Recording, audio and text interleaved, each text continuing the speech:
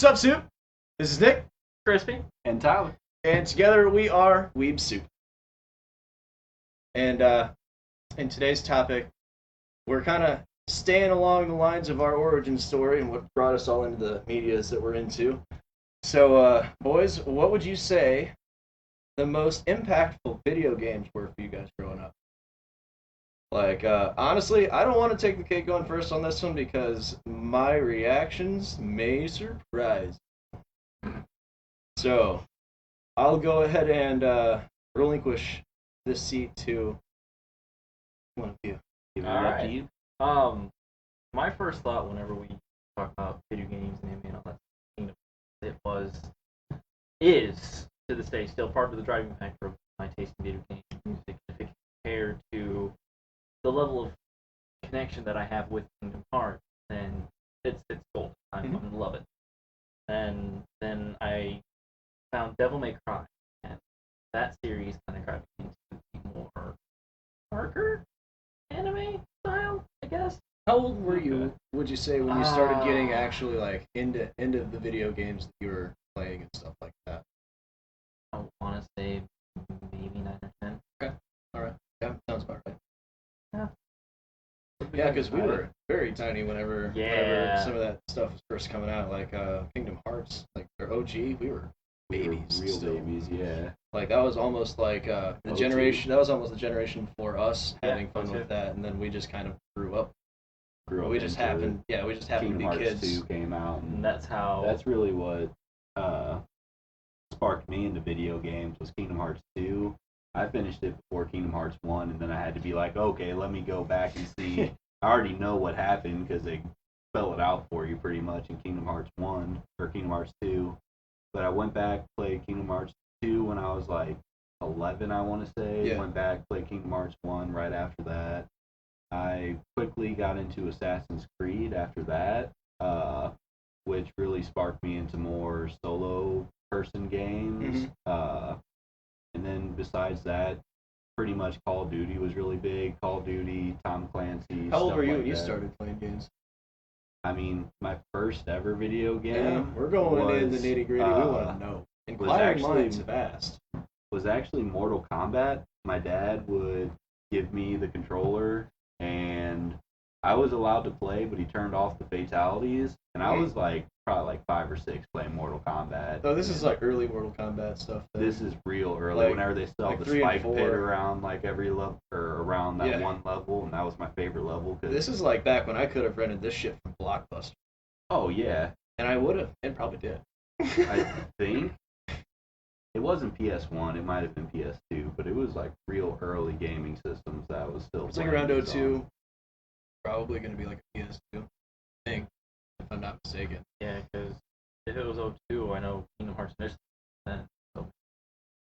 Then it was on Oh, but PS2. I wanted to say something else about the Kingdom Hearts thing. I remember that when it was at its peak, like Kingdom Hearts 2 or whatever, I couldn't watch a consecutive hour on Cartoon Network without hearing, "When you walk away, you Really? don't hear." Oh, dude, I don't Kingdom remember Hearts was that at all. always That's being awesome. promoted on Cartoon Network. It was really cool, but like, I just... never know. You'd I just- imagine Disney Channel being the one that Kingdom Hearts would They were- be on. it did. It was Disney Oh, Channel Yeah, too. see, all these networks were going for it because it was a way for toy companies to merchandise, which Oh is my God. really what brings in the cartoon and anime sales, especially. And then when you have like video games that are based on like the cartoon aesthetic, like Kingdom Hearts, it's really easy for Disney to sell tons of toys. Yeah, and then you said I agree with the Assassin's Creed being some of the actual like RPG story-driven first-player campaigns that I actually was starting to do. Right. But what other things did you have going on when you were growing up? Mortal Kombat was the first.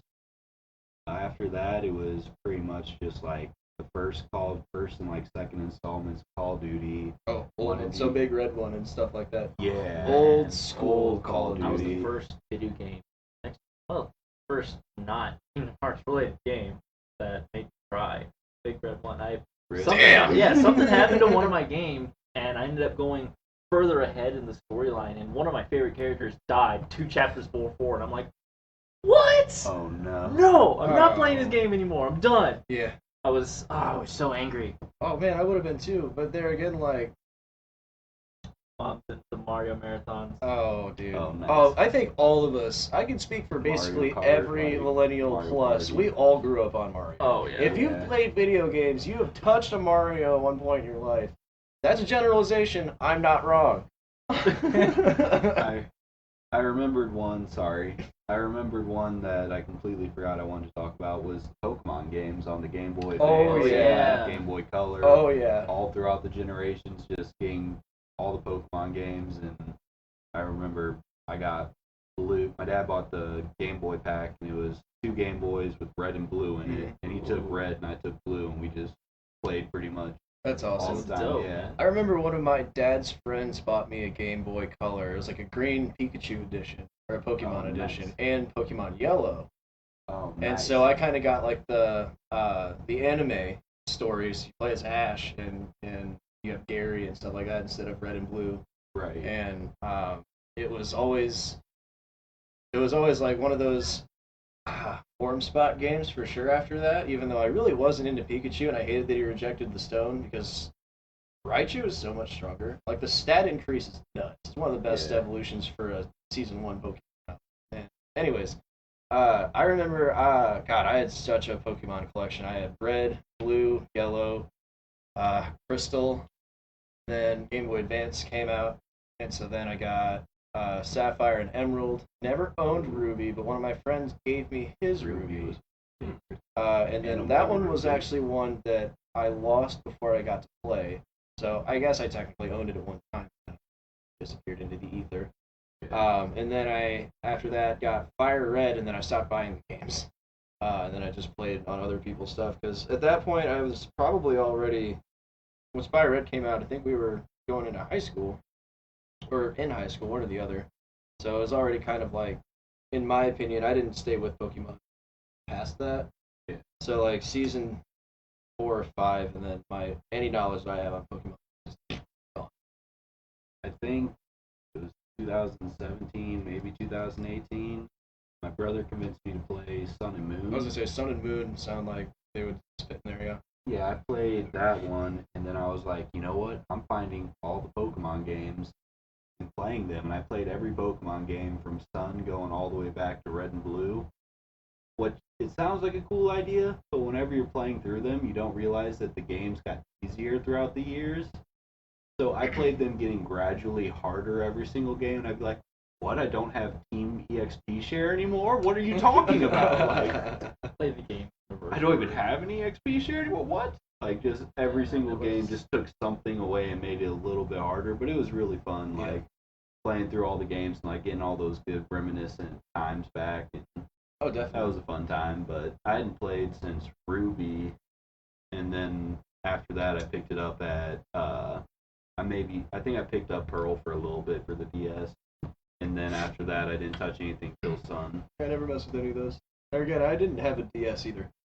I never messed with any of that stuff. I had Game Boy, Game Boy Advance, and then I kind of tapered off because I would play my GameCube if I wanted to play Nintendo games. So I was then like, if I'm gonna be situated on a video game, I want to be on a big ass screen.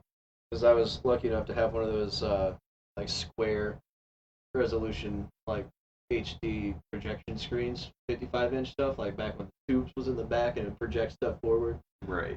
But I would play all kinds of stuff like that on there. But if we want to talk about like what got me into video gaming in general, I got thrown into the deep end, bro. My stepdad at the time was really into shooters, Yeah. and like shooters like Unreal Tournament at one end, so you had like competitive multiplayer games, which were really top of the line at that point in time. I was like back when Doom 3 was just coming out. Oh no, way before then actually. Yeah, way before then. I'm thinking more like Quake. Quake was what I was thinking of. Quake 3 and Quake 4 were titles that were coming out when I was first starting in shooters when I was thrown in on a PC. Because he had his stuff set up in the basement and was like, alright, as long as you don't break my shit, you can play your games. You can play my games, whatever. That's when I got like experience with like Halo 1 in 2002, like stuff like that, like back in the day when things were first being released.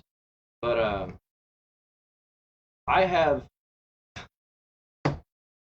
fond memories, and I'm gonna be judged on this super hard because I was not a normal kid. But anyways, excuses aside, I was thrown into Grand Theft Auto 3, Okay. and I was not a kind person.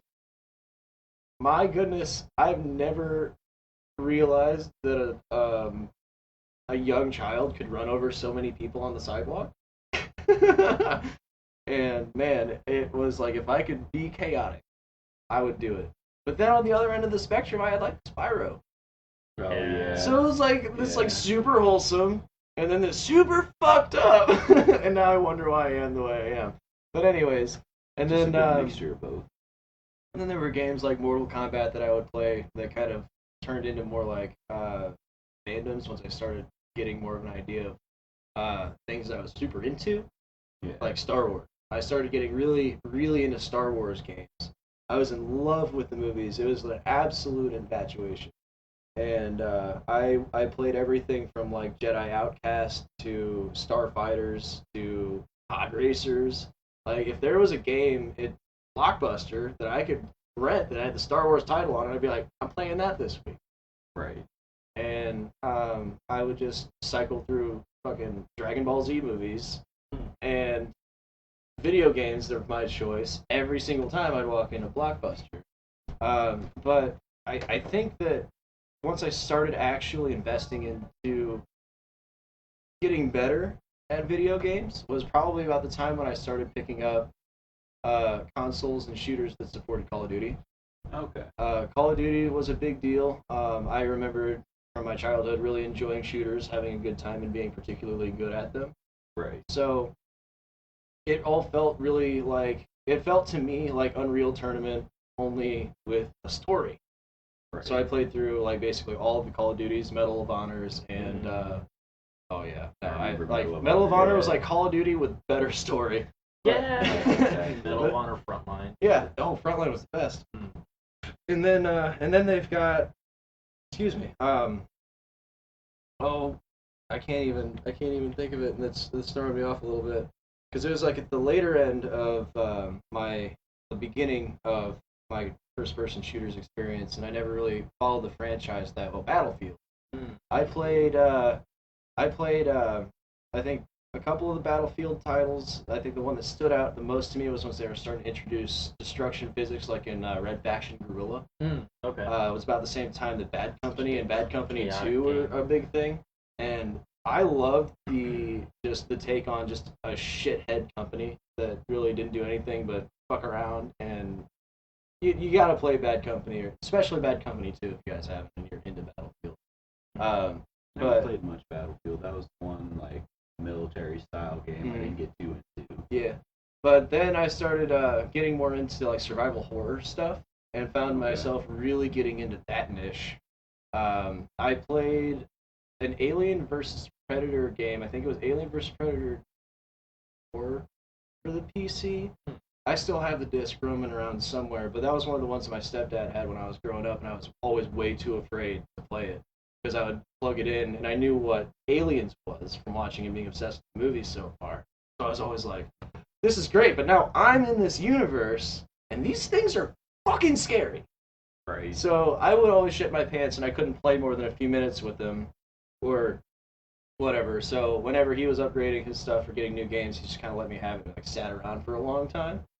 And then I ended up installing it later on in life, having a blast with it, and thought that now Alien vs. Predator was cool stuff, so that got me into survival horror. And since then, I got my biggest obsessions with like stuff like Dead Space. Yeah. I think Dead Space honestly left me one of the best gaming experiences, as well as an impactful story and lore that I could have asked for from any franchise that I actually enjoy. It hit all the notes that I liked. It hit all of the tough topics of their own universe. And then it introduces like tight quarters alien style combat with a twist. Dude's got dementia. So you get to deal with his issues and like hallucinations as you play. And there's so many variables outside of your control, it actually makes you feel like I'm in danger. in danger. So, since I vibe with that so well, I still played Aliens enough, and now Alien Isolation came out. I can't. And that's more so because I didn't put time to it, but yeah, I can definitely acknowledge that it is a crazy good. Yeah, that's on my list to finish. And then, that's not to mention my obsession and lifelong thing that I had with Bungie because of Halo. That also gave me the obsession with ID because of previous experiences with ID software stuff. So then I just, at this point, like between middle school and high school, became obsessed with the developers. So I would follow them, and then I played Halo until my disc was practically melted. I'm exaggerating a lot, but I'm not kidding. I played stupid amounts of Halo, like Xbox Live, friends' houses, overnights, like couple nights in a row, take naps during the day, and just fucking keep on chugging. We did a lot. I went to a Halo tournament that was taking place at a 2005 World of Wheels car show, and I literally got I got second place, and they didn't have a prize for it. But I was playing as like an 11-year-old, a bunch of people that had to be 13. Because I played with, I guess his name was Microsoft Sam. He had Sam and Microsoft, so I called Microsoft Sam. Yeah. And then he was like, "You ever played this game before?" I was like, "Yeah, I play it at home." He goes, "Oh, really? You play on Legendary?" "Yeah." "Come here." And I got in good with him, and he let me play in the tournament. Oh, nice. That's So, dope. oh yeah, all I had to do was have one of my dad's friends vouch for me when I was 13. Crispy, I know you got to have more on this topic. You're a big video game guy. Yeah, there's a lot of video games that I've been thinking about that got me just taste leading. It actually started with Mario, and then eventually led into Kingdom Hearts, Devil May Cry, and then once I started branching out from there, I played Tiger Woods PGA Those Tour games were 2005. awesome, It was a actually. fun game. I played Those the games were rollers at bars because Oh, my I dad couldn't- lived I right couldn't across do the street that. from an Irish pub that had some games in it. Yeah. And I would go over there, and I made friends with this one drunkard that actually kind of looked out for me while I was over there. Eddie was a cool ass dude. He would never let anything happen to me. He was cool. He actually brought me a bunch of fossils, and I still have That's a awesome. fossil with like really cool encrusted ferns over there. So literally on top of my dresser, actually. But anyways, Oh, I didn't know which one you're talking about. yeah, That's dope. I've had that since I was a little kid from this drunkard at a bar that liked, without being like creep. Like he just was a genuine like, this kid's cool. He lives right there. Huh. He comes over here and talks to me about fossils and whatever he's into. That's weird. Get right on. And so like he paid for a game of like some like PGA roller game, and I sat there, I was like, just like having a fucking time of my life. Those games Did are not fun give a to shit do. about the game. Just literally.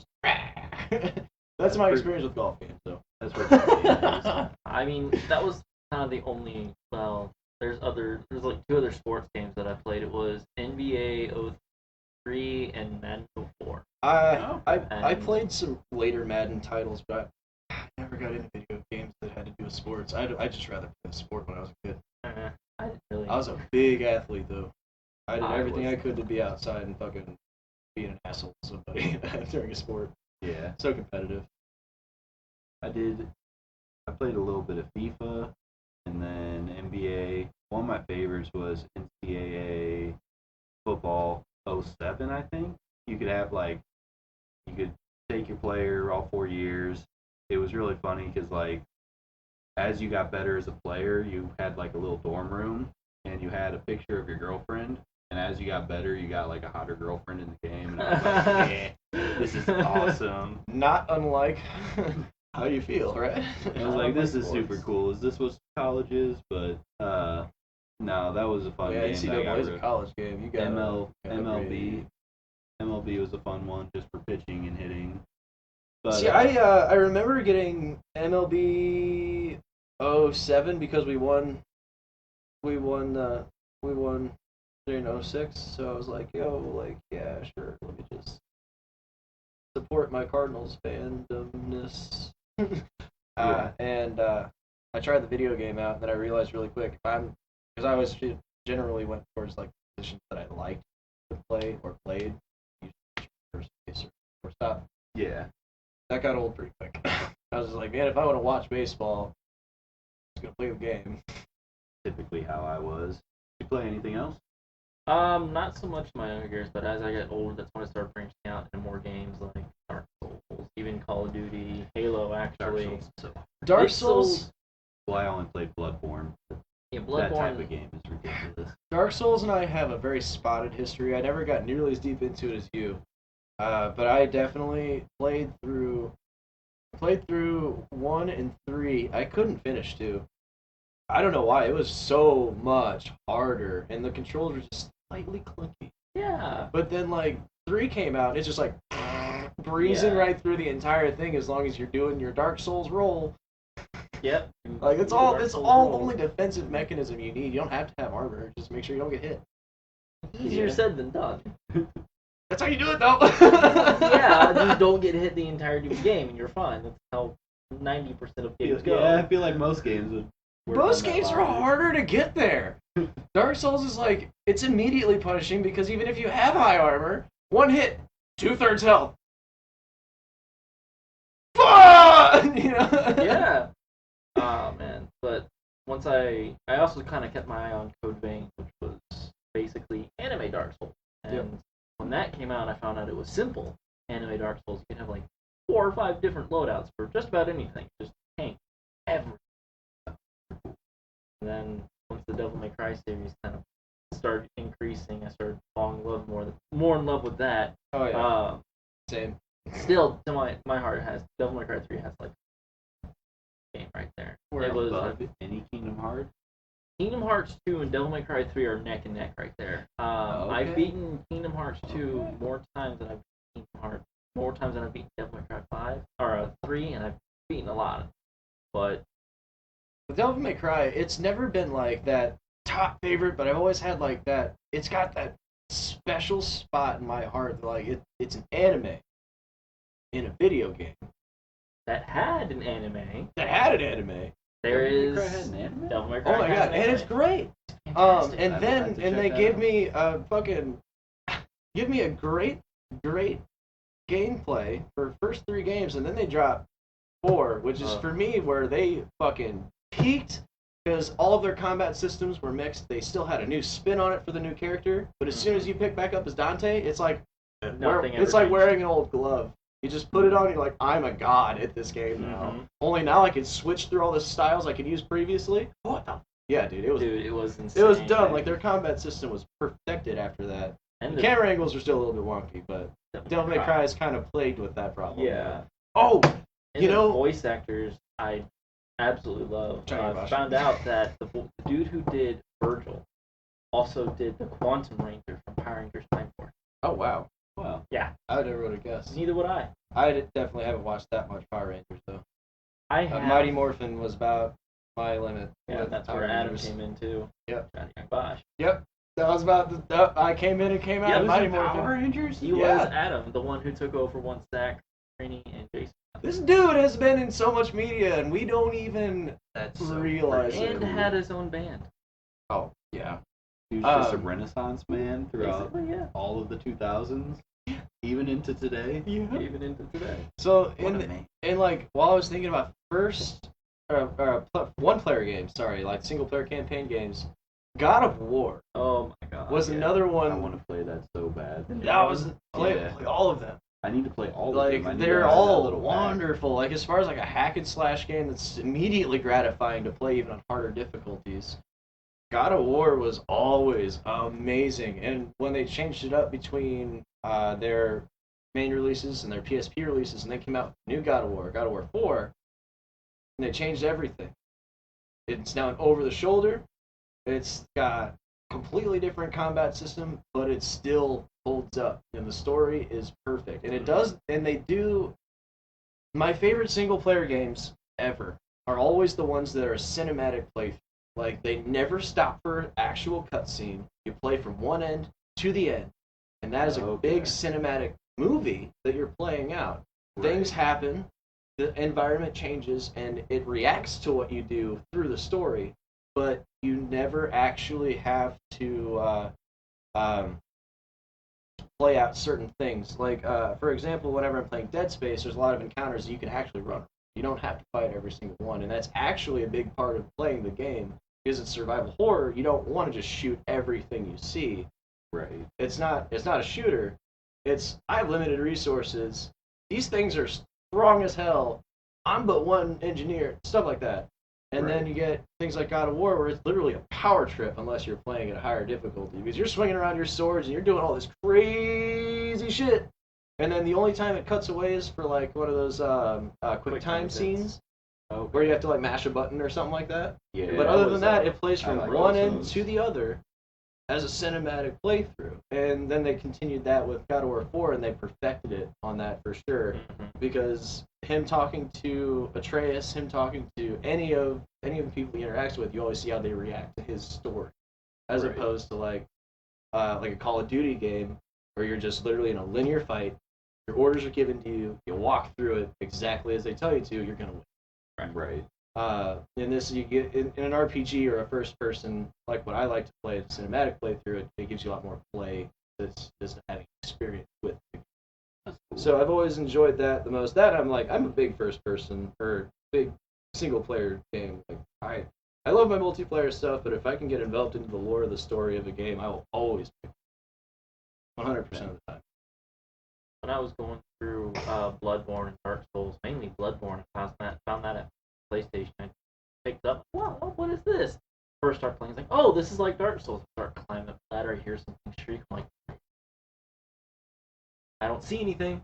Turns game off, goes to bed, cries. I have done that to one game, but when I was going through it, I'm like, I don't think I'm going the right way. That's the little reasons why I don't really like Dark Souls, because there's not really any clear indication of where to go, but at the same time, I love Dark Souls for that little YouTube. And then I found this dude on YouTube who went through a step-by-step walkthrough and actually went through a lot of the lore for it. And he had a really pleasant voice, so it was really fun to watch him go through that and go into a little bit of lore. Like even some of the stuff that the creator thought about when making some of these characters. And it was just, I love moments like that and games like that where you can get invested in it. Like Destiny, how we are right now, how much lore we have just floating around. Even the little bit we have is just enormous because it's an entire galaxy's worth of information. Yeah, I do love Destiny for what they've done with story and doing all that, but their game is broken. And it has driven their fans nuts. And this season, unfortunately, they have had such a decline that, man, I'm glad that I'm still playing because I love Destiny. It's Halo on steroids. It's what I've always wanted from Bungie, and I'm glad that they broke away from the microtransaction thing EA was doing. Developing a partnership. But with Destiny 2, I like the direction they're going, but their game is broken right now. Like, if you don't use stasis in PvP, you are fucked. Yeah. Like, there's no way around it. Like, you can be really good, and you can still do well without it, but, like, if you want to excel at the game, you gotta play it the way Bungie wants you to play it, and you better use stasis. But... What's our... Yeah, I was gonna say we've been at this for a minute. So leave in the comment section what brought you into video games. What were the impactful moments that you had growing up? What were some of the impactful moments that you've had in recent releases, like Destiny, anything? There's a lot of games out there we want to hear about it. So you let us know.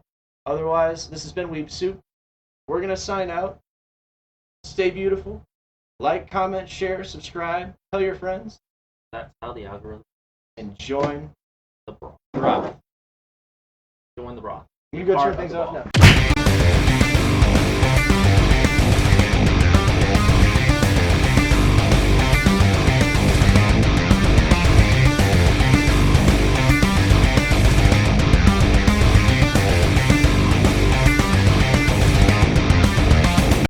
Holy baby Jesus! So that's the start. That is the start. Ah, no, we're good now.